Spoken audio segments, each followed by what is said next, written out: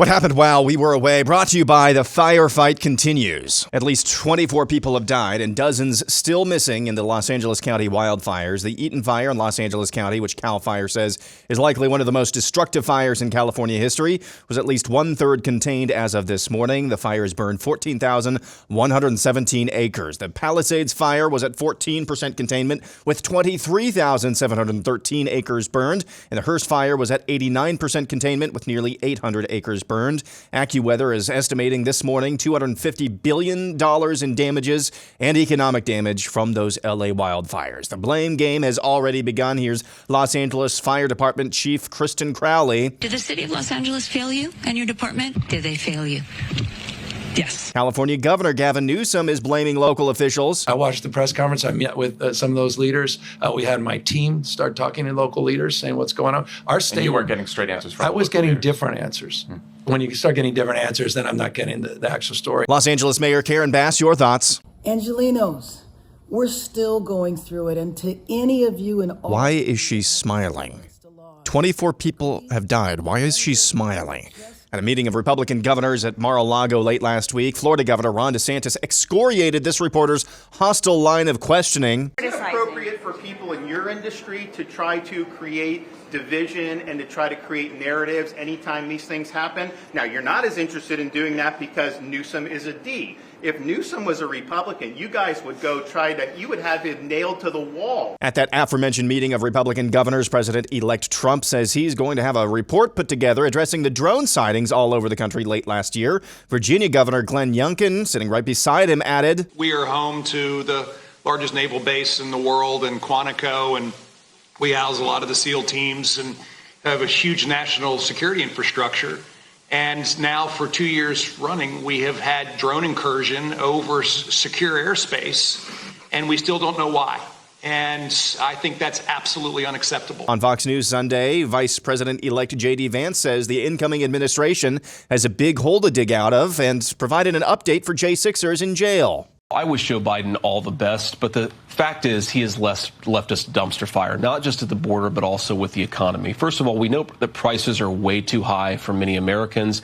We have to work every single day to stabilize prices for American families.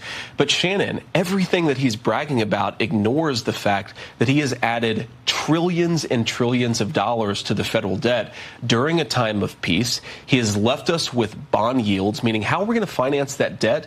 We have to sell Treasury bonds. And the Treasury bonds have gotten more expensive because of Joe Biden's policies. So you go issue after issue. Oil prices are now shooting through the roof in the final 2 months of Joe Biden's administration, in part because of decisions that Joe Biden has made. January 6th pardons, President Trump says there's a process. Where is the line drawn on who will and wouldn't be considered for a pardon? I think it's very simple. Look, if you protested peacefully on January the 6th and you've had Merrick Garland's Department of Justice treat you like a gang member, you should be pardoned. If you committed violence on that day, obviously you shouldn't be pardoned. And there's a little bit of a gray area there, but we're very much committed to seeing the equal administration of law. And there are a lot of people, we think, in the wake of January the 6th who were prosecuted unfairly. We need to rectify that. Outgoing FBI Director Chris Wray had an exit interview of sorts on 60 Minutes where he shared these ominous thoughts about China. China's cyber program is by far and away the world's largest, bigger than that of every major nation combined. Chinese government's pre-positioning on American civilian critical infrastructure to lie in wait on those networks, to be in a position to wreak havoc and can inflict real-world harm at a time and place of their choosing. Meta CEO Mark Zuckerberg joined the Joe Rogan Experience late last week to try and put more meat on the bone on why his company is supposedly shifting back to emphasizing freedom of expression on their platforms. These people from the Biden administration would call up our team and scream at them and curse, and it's like these documents it's all kind of out there. Did you record any of those phone calls? I don't think we but I think I want to listen. I mean, there are emails. the emails are published. It's all kind of out there, and they're like, and basically it just got to this point where we were like, no, we're not gonna take down things that are true. And then at some point, I guess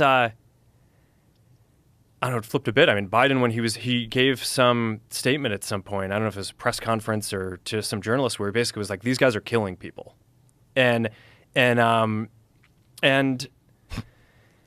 know, then like all these different agencies and branches of government basically just like started investigating and coming after our company. It was brutal. Learning Chinese today. Today's phrase is cool story, bro. Get back to me when you sue the federal government. 很酷的故事，兄弟。当你起诉联邦政府时，请回复我。 And finally, every now and again, you have to wonder, are we still on the dumbest timeline? Here's New York Governor Kathy Hochul addressing inflation. And I want to talk about something you said recently, that the cost of living is too damn high and New Yorkers deserve a break. And I think many people can feel that, right? They feel, and you're looking at these inflation refund checks. Where are you getting the money for those refund checks, and when can people expect them? It's money that came out of New Yorkers' pockets over the last 3 years because inflation was too damn high.